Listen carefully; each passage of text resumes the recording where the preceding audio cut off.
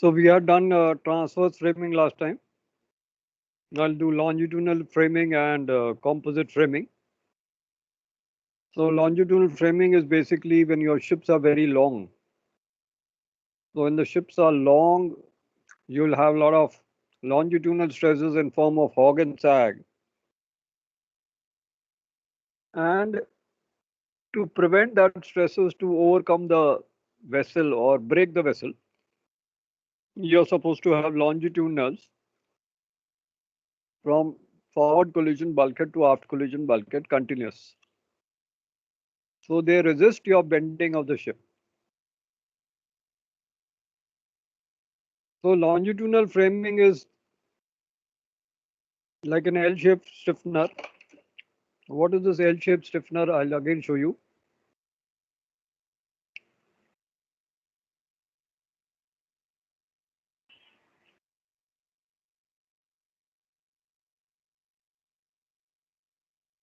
Now suppose this is the base of the stiffener. The longitudinal is like this. This is L-shaped. The girder shape is much bigger. The girder is like this. The girder is T-shaped like this. While longitudinal is L-shaped. So this is an L-shaped stiffener, which is running from forward to aft collision bulkhead. Now in your longitudinal framing, suppose this is your wing tanks and the center tank. So longitudinal framing will be inside here like this.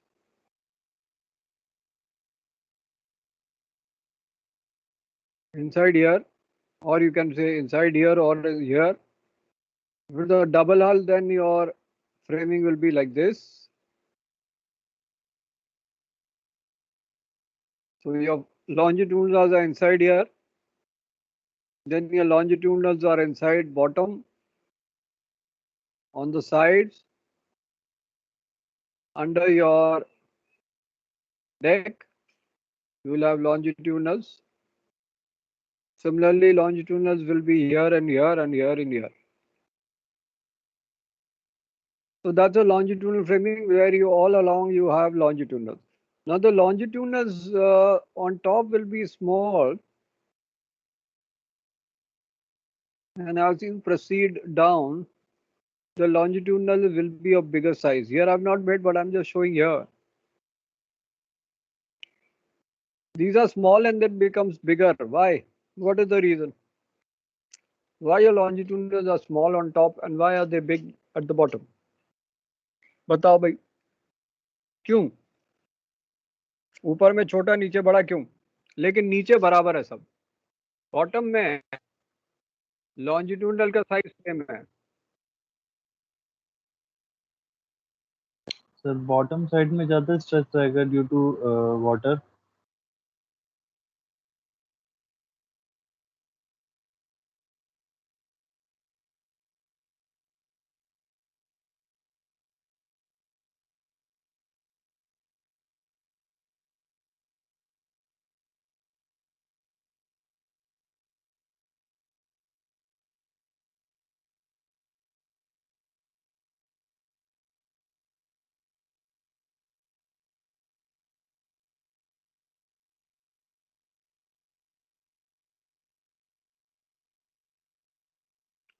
तो क्या reason है भाई longitudinal का ऊपर या नीचे same size का, side में ऊपर छोटा और नीचे बड़ा क्यों? रीजन है हाइड्रोस्टैटिक प्रेशर, पानी का प्रेशर. तो पानी का प्रेशर ऊपर में है. सपोज ये आपका फेरी बोर्ड है, ये आपका वाटर लाइन है.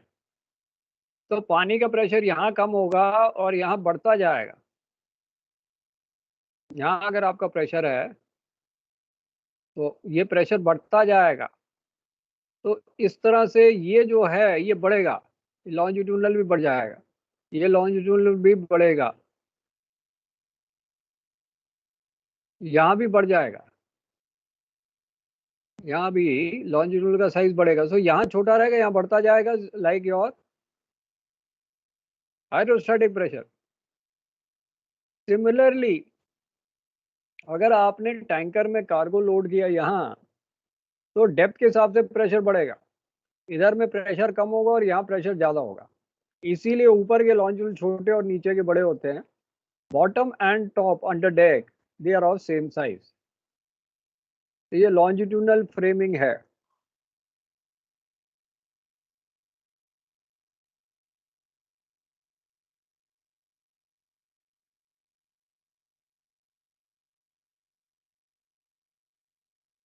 So the longitudinal L-shaped stiffener is under deck, on side plating, bottom plating, under tank top, and on longitudinal bulkheads.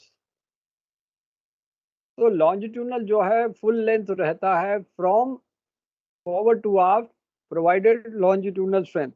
तो ये कैसे रहता है ये बता देते हैं। सपोज ये शिप है, आगे आपका वो बना हुआ है एंट्रेंस और पीछे में रन बना हुआ है, वो मैं नहीं बना रहा, ऐसे ही बना रहा हूँ। यहाँ एंट्रेंस और रन बना हुआ है।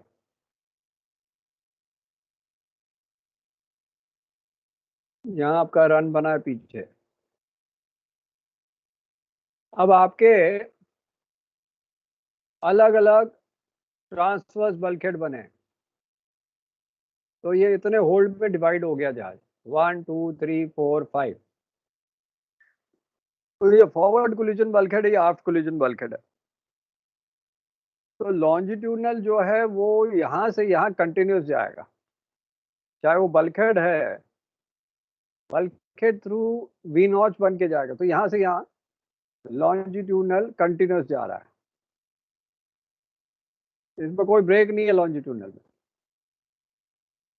तो ये कंटिन्यूस जा रहा है।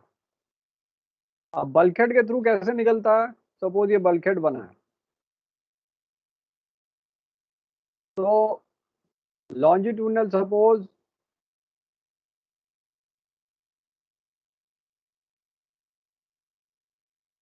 ऐसे जा रहे हैं, सपोज लॉन्जिट्यूडनल, तो इधर में कट बनेगा वी नॉच, इसके थ्रू लॉन्जिट्यूडनल जाएगा। फिर अगर ये वाटर टाइट है तो यहाँ कॉलर बन जाएगा वाटर टाइट, जो पानी या कार्गो को नहीं आने देना है।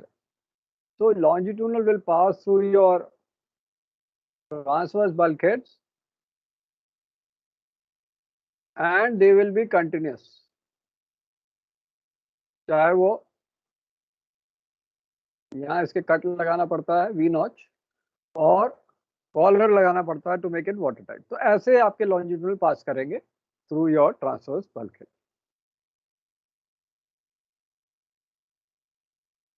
So deck is stiffened by one girder and two और more girders on the side. इसका मतलब आपको पहले बताते हैं ये क्या है। पहले आपका डेक गडर कैसे लगेगा, इसको मिटा देते हैं।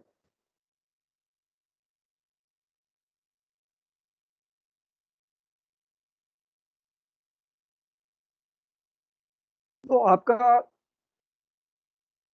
एक गडर यहां लगा, फिर एक गडर यहां लगा, फिर एक गडर यहां लगा, तो तीन गडर सेंटर गडर और साइड गडर लग गया। और ये टी टाइप का है तो टी टाइप का रहेगा ऐसे।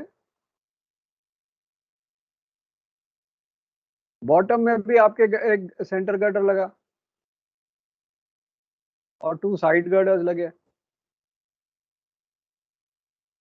चौड़ाई अगर ज्यादा है तो आपके नंबर ऑफ गडर्स ज्यादा बढ़ जाएंगे। तो ये सेंटर गडर लगा, ये साइड गडर लग गए। ये क्लियर है, ये चीज क्लियर हुई कि नहीं, गडर का समझ आया? हैव यू अंडरस्टूड द, समझ गए? ओके। दूसरा पॉइंट है deck transverses are fitted transversely at 3 to 5 metre. ये इस डायग्राम से समझाते हैं।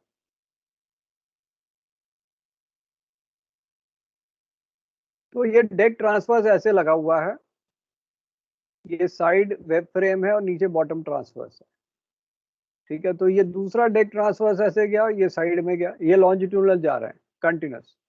तीसरा deck transverse side web frame और बॉटम ट्रांसफर, इन दोनों के बीच का डिस्टेंस क्या है, 3 to 5 metres.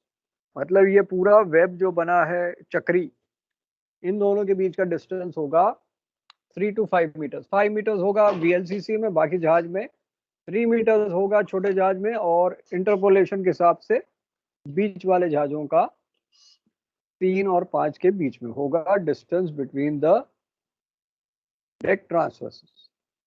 Similarly bottom transverse में भी 3 to 5 मीटर होगा, क्योंकि ऐसा ही रिंग बना हुआ है।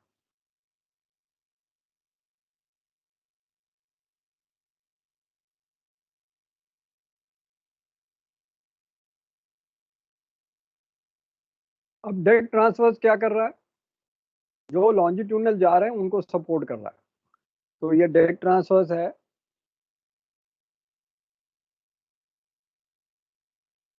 ये लॉन्जिट्यूडनल को सपोर्ट कर रहा है। देखो इसके नीचे डेक ट्रांसवर्स लगे, लॉन्जिट्यूडनल को सपोर्टिंग दे रहा है, क्योंकि अगर लॉन्जिट्यूडनल ऐसे लंबे लगेंगे तो टूट सकते हैं।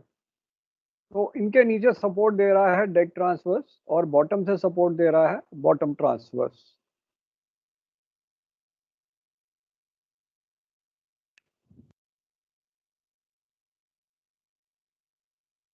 So these support your longitudinal throughout your length. अब साइड प्लेटिंग में जिस तरह से डेक प्लेटिंग के नीचे ट्रांसवर्स लगा 3 to 5 मीटर्स, उसी तरह साइड प्लेटिंग में वर्टिकल वेब्स है डिस्टेंस ऑफ 3 to 5 मीटर्स। ये समझा देता हूँ।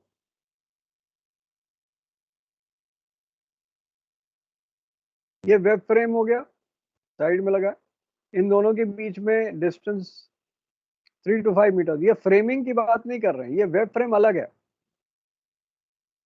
फ्रेम जो हमने बताया था, नॉर्मल फ्रेम जो हैं उनके बीच में डिस्टेंस होगा 1 मीटर से ज्यादा नहीं। ये वेब फ्रेम है जो चक्री बना रहे, वेब बना रहे, इनके बीच का डिस्टेंस होगा 3 to 5 मीटर। मतलब कि हर तीन या 4 या 5 फ्रेम्स के बाद वेब फ्रेम बनेगा। छोटे जहाजों में 3 फ्रेम के बाद बनेगा वेब फ्रेम, बड़े जहाजों में VLCC में 5 फ्रेम्स के बाद वेब फ्रेम चक्कर मारेगा, चक्री करेगा।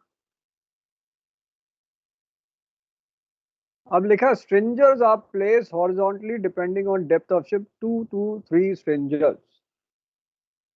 ये अब समझाते हैं।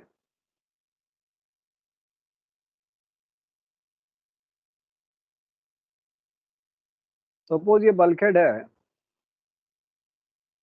अब आपके स्ट्रिंजर्स कैसे प्लेस होंगे, ये पहला स्ट्रिंजर लगा दिया,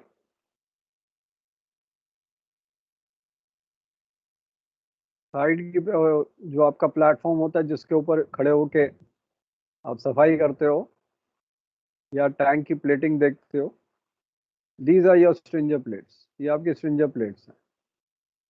अब दूसरा स्ट्रिंजर प्लेट हो सकता है यहाँ लगा दे, ऐसे।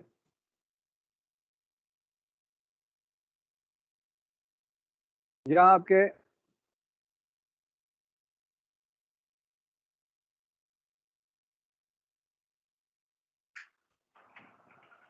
दूसरा स्ट्रिंजर प्लेट आगे ज्यादा डेप्थ हो गई तो तीसरा भी लगा देंगे। तो स्ट्रिंजर प्लेट बेसिकली लॉन्जिट्यूडनल, अगर ये 4.5 डायरेक्शन है तो ये लॉन्जिट्यूडनल स्ट्रेंथ दे रहा है। अगर वो ट्रांसवर्स डायरेक्शन में है अथॉर्डशिप, तो अथॉर्डशिप स्ट्रेस आपका स्ट्रेंथनिंग करता है। तो ये आपके स्ट्रिंजर प्लेट्स हो गए, 2 to 3 स्ट्रिंजर plates.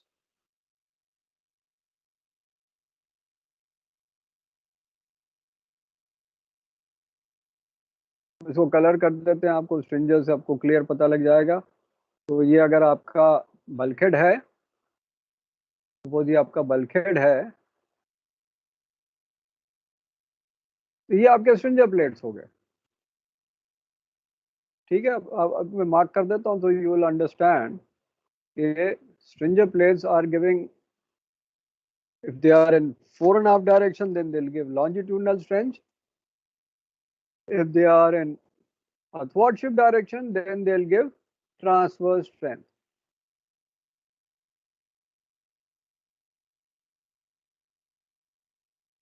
Stringer plates in tanks or holes. So if stringer plate is in longitudinal direction, it will give longitudinal strength. ठीक है, और अगर वो स्ट्रिंजर प्लेट अथवार्डशिप डायरेक्शन में है, then it'll give athwartship strength. If in athwartship direction, it improves transverse strength. अब ये clear हो गया? इसमें कोई डाउट? स्ट्रिंजर प्लेट क्या होता है? हाँ भाई, कोई डाउट है तो बताओ।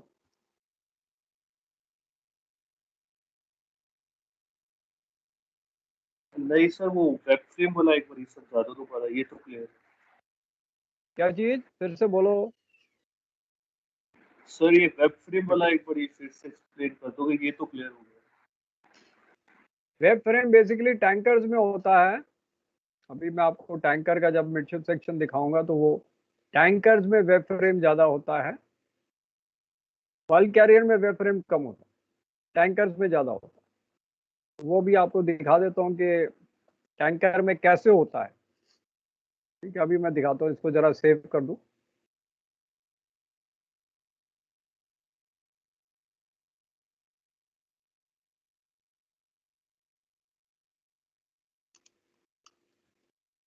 तो स्ट्रिंजर प्लेट बेसिकली अगर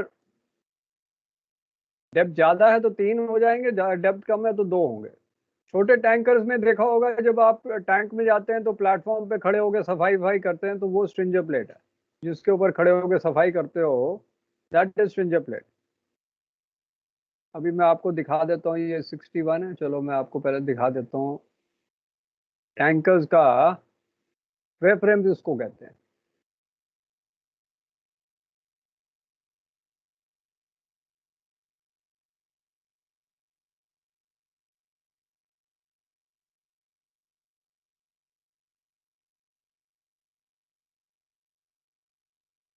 अब ये VLCC का है, तो ये जो जाली है ये, इसको पूरा वेब कहते हैं। तो ये वाला वेब है, तो ये 3 to 5 मीटर्स अपार्ट होगा। ये पूरा एक वेब टाइप का बनेगा, और ये दो वेब्स के बीच का डिस्टेंस 3 to 5 मीटर्स है। इसको वेब कहते हैं, जाली है, बल्क कैरियर में नहीं होगा।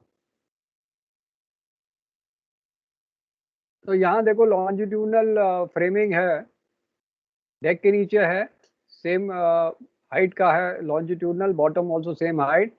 साइड्स में the thickness of your longitudinal, the breadth of the longitudinal is decreased here, यहाँ बढ़ता जा रहा है, it's increased here for the water pressure and the cargo. Water pressure को भी काउंटर कर रहा है, और cargo, that is your tank में जो भी कार्गो लिया, which is your may be kerosene or petroleum products or crude oil, all will give hydrostatic, all will give the pressure from inside to outside. पानी का pressure will be from outside to inside. तो this is your web. ये जो जाली है, जैसे मकड़ी की जाली होती है ना, वो शेप आ गई है मकड़ी की जाली का, इसलिए इसको वेब कहते हैं।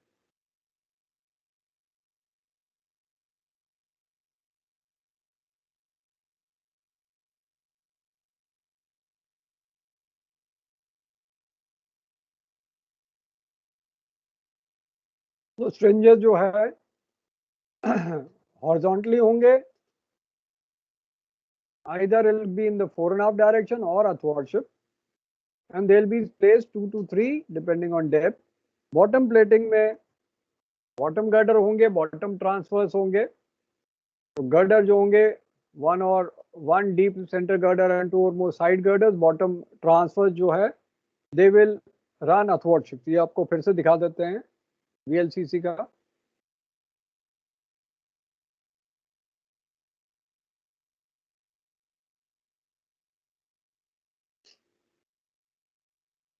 तो यहाँ तो डबल हल वाला दिखा रहे हैं.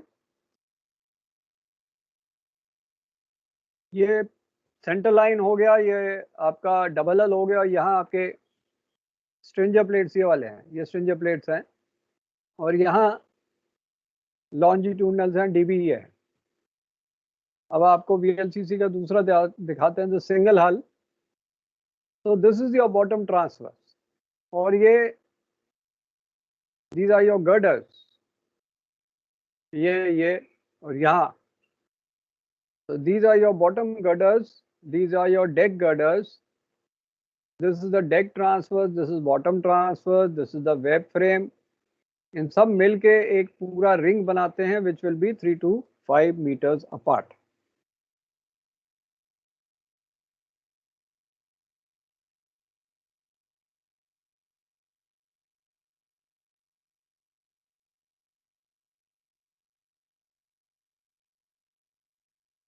So this is your longitudinal framing. All secondary supporting members are fitted with the longitudinal direction are known as longitudinals. These are longitudinals. System consists of many small closely spaced longitudinals supporting the plating directly and being supported by largely spaced longitudinals. In tankers, the system is purely longitudinal. They contribute to longitudinal strength and make longitudinal framing more efficient than transverse framing. So this is your longitudinal. Now we come to composite or combined framing system. अभी मैं इनको revision करा रहा था senior batch, ये भूल गए what is combined. अभी एक मैंने उनको बोला ये कॉम्पोजिट फ्रेमिंग सिस्टम बनाओ, तो भूल गए वो है क्या. सो ये सब याद करना है आपको, यू हैव टू रिमेंबर ये चीज क्या है. अब कॉम्पोजिट फ्रेमिंग सिस्टम में क्या है, ये डेक के नीचे लॉन्जिट्यूडनल, बॉटम में लॉन्जिट्यूडनल, बट साइड में लॉन्जिट्यूडनल नहीं है. आपको एक और दिखाते हैं.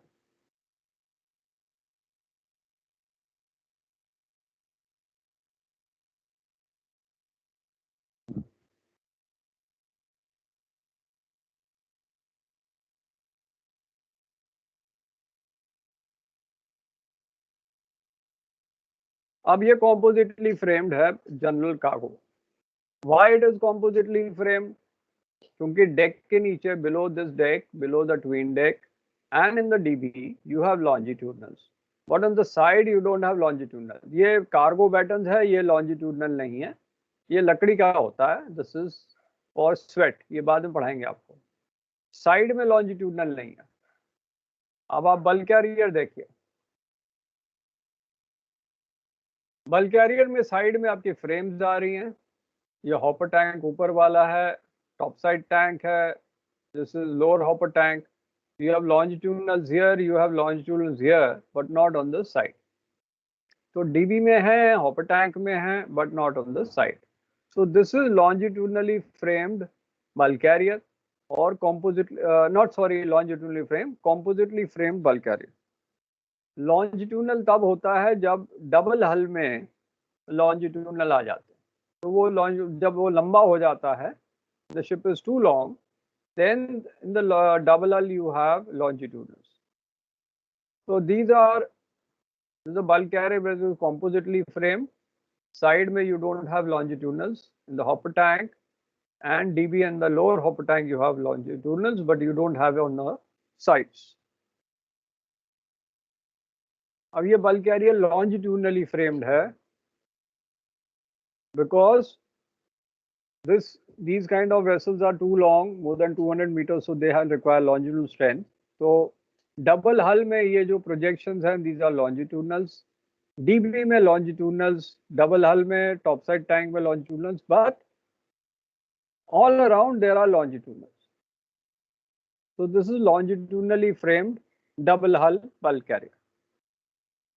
अब ये ऑयल टैंकर जो छोटे वाले हैं आजकल 5000 से छोटे, 5000 से ऊपर तो डबल हल चाहिए, तो 5000 से छोटे दे विल बी कॉम्पोजिटली फ्रेम, क्योंकि 5000 से बड़े वो लॉन्जिट्यूडनली फ्रेम हो जाएंगे विद डबल हल as per double hull requirements of tankers.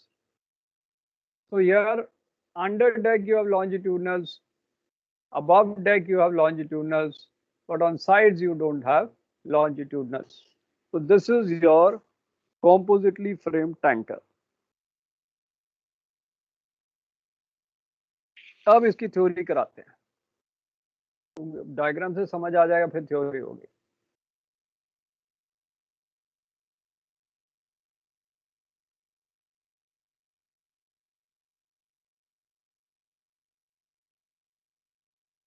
तो कंबाइंड फ्रेमिंग सिस्टम और कंपोजिट फ्रेमिंग सिस्टम में दो चीज कंबाइन कर रहे हैं, लॉन्जिट्यूडनल को और ट्रांसवर्स को. लॉन्जिट्यूडनल को डेक के नीचे, डेक के बॉटम के ऊपर, साइड में transverse. So this is for intermediate ships length like small bulk carriers, large general cargo ships, small container vessels, medium-sized tankers, small tankers. They'll have combined framing system. So this combines the advantages of both longitudinal and transverse. So the underdeck plating and bottom plating is longitudinally framed, and as these parts are subjected to longitudinal stresses.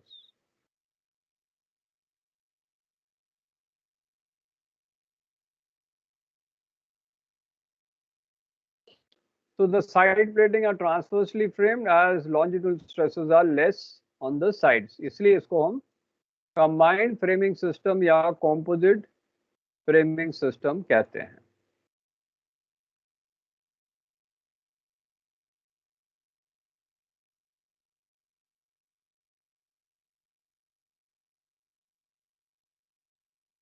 So here you have combination, जैसे इसमें है deck के नीचे, twin deck के नीचे, dB में, side में नहीं है. ये कौन सा टाइप का जहाज है? बल्क कैरियर है, जनरल कार्गो है, टैंकर है, क्या है?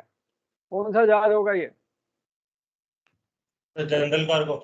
General cargo sir, twin deck भी है. क्योंकि ट्विन डेक आ गया, ट्विन डेक जिसमें आ गया वो जनरल कार्गो हो गया, और किसी जहाज में ट्विन डेक होगा ही नहीं, तो ये जनरल कार्गो है.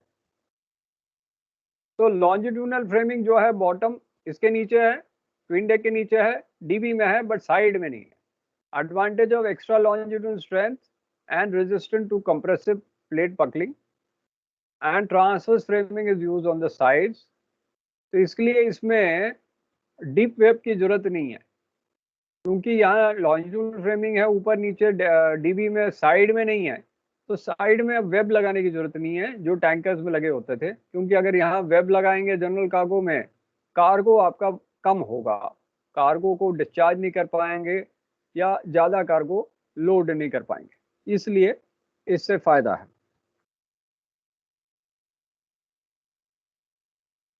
अब हम करते हैं what is double bottom tank. पहले डबल बॉटम टैंक के फोटोग्राफ डायग्राम दिखाएं.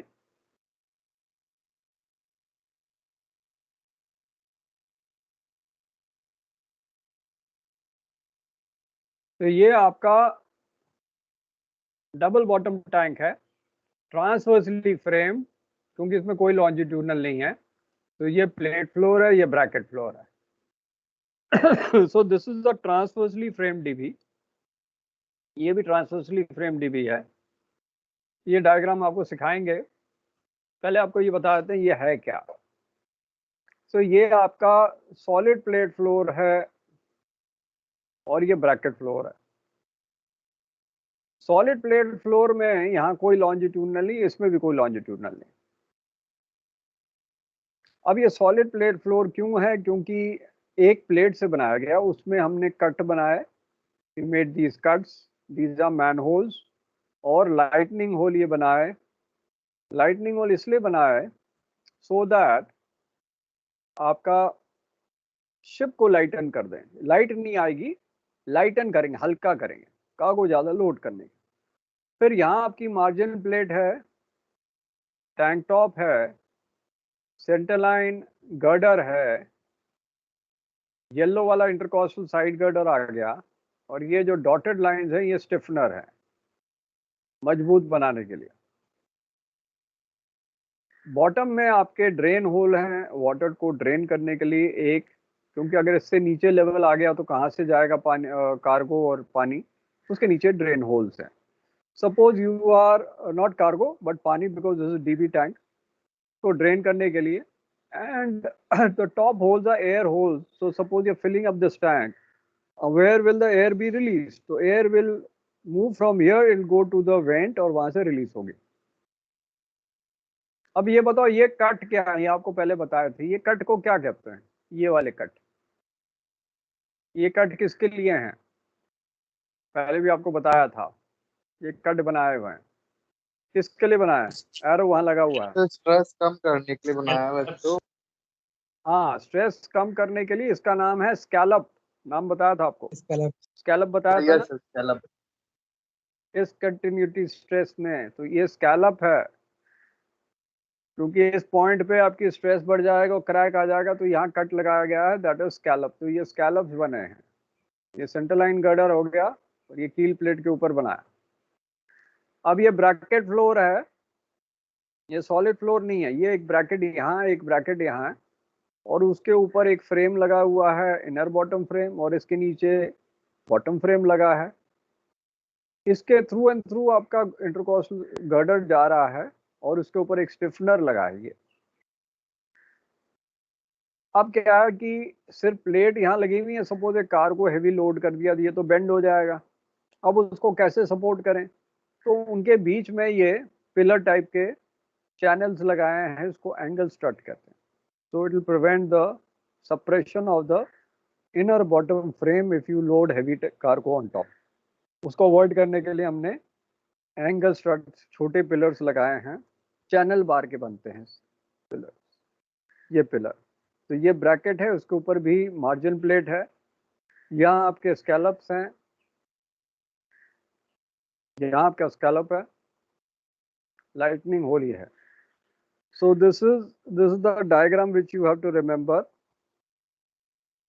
ट्रांसवर्सली फ्रेम डीबी के लिए। इसकी प्रैक्टिस आपको करनी पड़ेगी क्योंकि एग्जाम में आता है। ट्रांसवर्सली फ्रेम डीबी का डायग्राम बनाओ, तो ये दोनों बनाने पड़ेंगे। उसी तरह लॉन्जिट्यूडनली फ्रेम डीबी का डायग्राम बनाओ, तो दोनों बनाने पड़ेंगे। लॉन्जिट्यूडनल इसके बाद बताएंगे, पहले ट्रांसवर्स खत्म करें। अब ये वाला ब्रैकेट फ्लोर है, इसके बीच में एंगल स्ट्रट लगे होते हैं, बिकॉज इफ दिस बेंड्स, उसको सपोर्ट करने के लिए यहाँ फ्लैंजिंग की गई है, बेंड किया गया है to take the load of the tank top. यहाँ भी बेंड किया गया है, इसके ये वाली मार्जिन प्लेट है, और ये आपका इंटरकॉस्टल गर्डर जिसके ऊपर फ्लैट बार स्टिफनर लगाया है to stiffen it.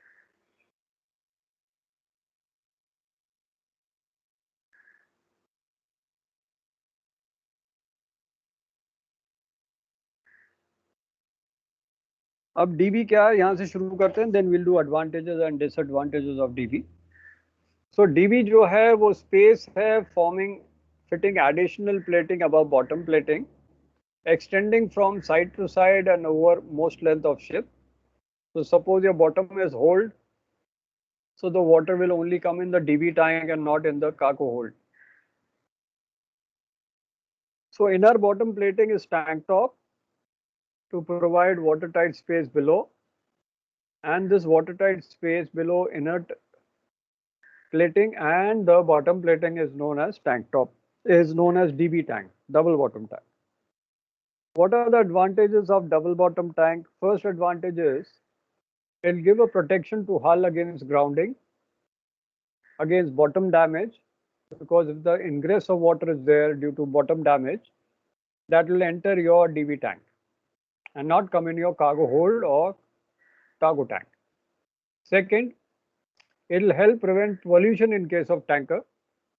So in case your tank is leaking, so the oil is not going to go in the water, but it will go in the DB tank, suppose, and that is your double hull type, which is going to protect the oil and will not allow it to come in water. Number 3, these provide longitudinal strength to the bottom of ship, because certain high density cargoes you are loading, that is like iron ore, lead ore, बहुत heavy होते हैं cargo, तो आपकी bottom plating bend हो जाएगी, तो उसको रोकने के लिए आपके डीबी टैंक्स हैं. नंबर 4, नॉर्मली हम इसमें बैलेस्ट कैरी करते हैं for stability reasons, but certain chemical tankers which require fresh water for tank cleaning, you may load fresh water in the DV tank. तो आप बैलेस्ट भी लिया, फ्रेश वाटर भी लिया. अब फ्यूल ऑयल कहाँ लेते हो?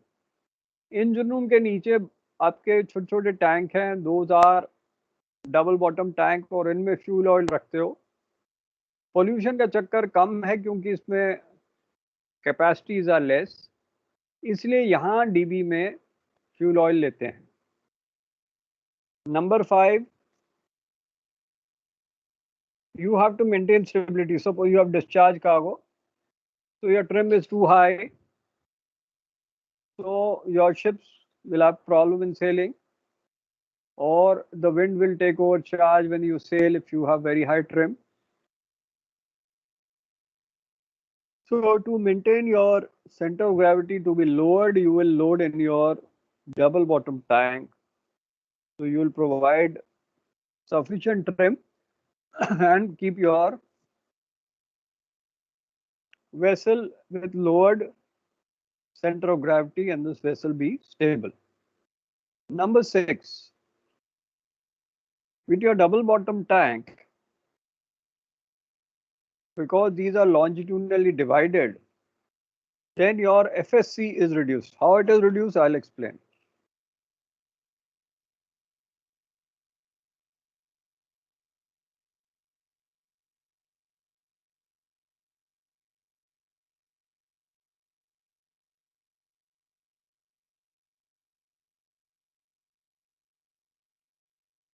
Now this is a longitudinally framed DB tank. So if your water level is below this longitudinal, so the FSC will not be there, because it will be into various compartments, the water will not flow across it. Your free surface effect will start from above your longitudinal to touching your longitudinal on the under deck, under tank space. So the FSC in your double bottom will be when it is above this longitudinal to the point when it is touching the top longitudinal. So these are your longitudinally framed double bottom tank, where you will have stiffeners on your solid plate floor. और यहाँ मुड़ा हुआ है, flanging किया हुआ. So this is flanging of your brackets.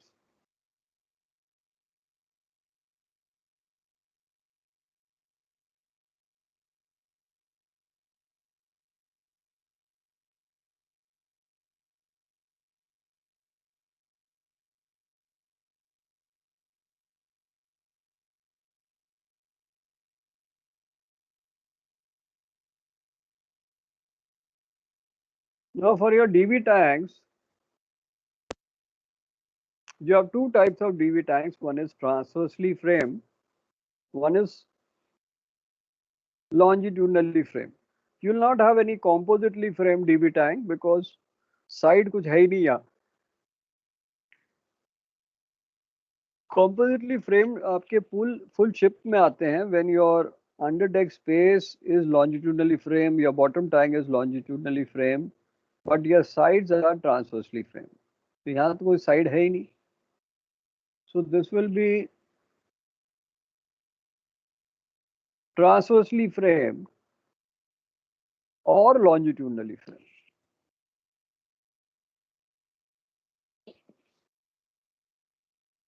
So transversely framed DB is providing principal support to the inner bottom and bottom shell. And you have solid plate floors and bracket floors here. So your floors in the DB are three types. One is your watertight floor. That is like between your 1 port and 2 port. So there is your watertight floor.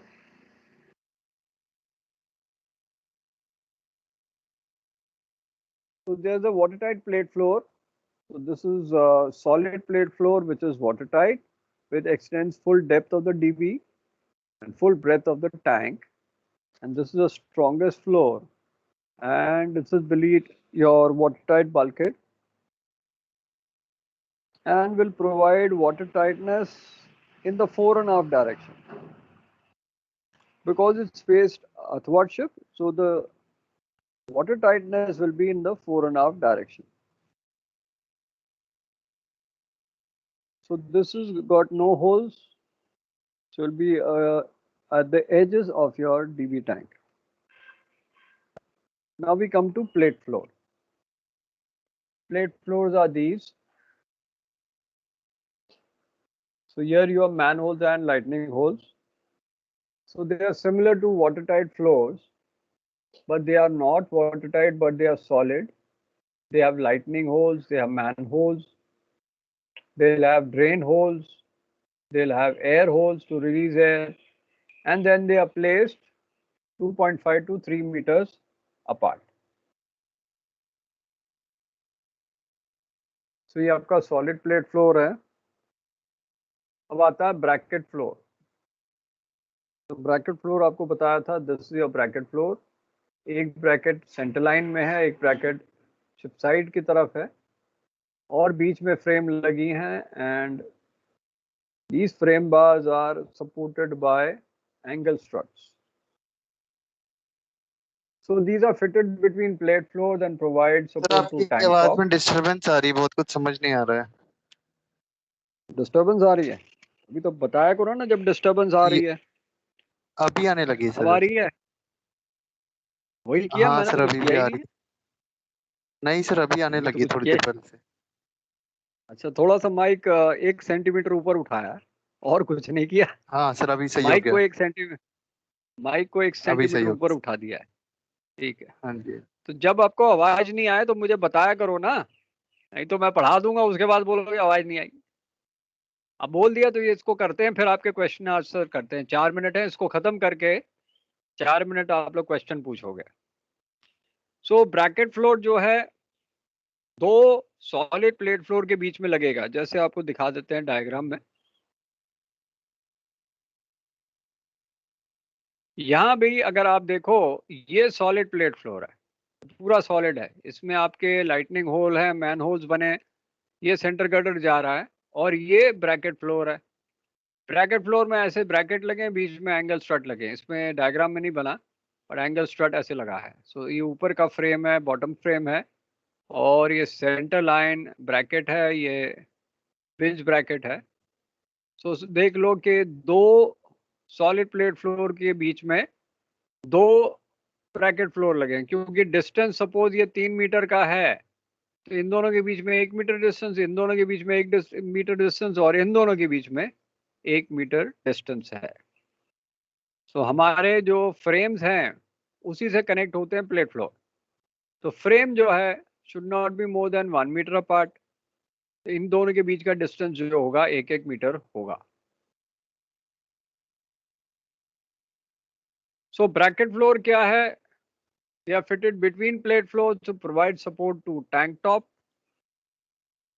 Bar frame he fit है. Each side is fitted to the center girder. Sides में flanging की गई है, और ये flanging क्या है? This has been bent by 90 degrees to take the load of your tank top. इसलिए इसको bend किया जाता है आपके ब्रैकेट फ्लोर का एज, ये ब्रैकेट्स को. ऊपर में आपका फ्रेम बार है, इनर बॉटम, और ये बॉटम फ्रेम बार है. तो आज इतना ही कराता हूँ, और इसके आगे जो है प्लेसिंग क्या होगी वो अगली बार कराएंगे. आज के लिए इतना बहुत है. तो आप अपने क्वेश्चन पूछो भाई, इस डायग्राम से पूछो, या डीबी में जितना पड़ा है उसके ऊपर क्वेश्चन पूछो. कोई क्वेश्चन इसके ऊपर? आपको नोट्स भेजे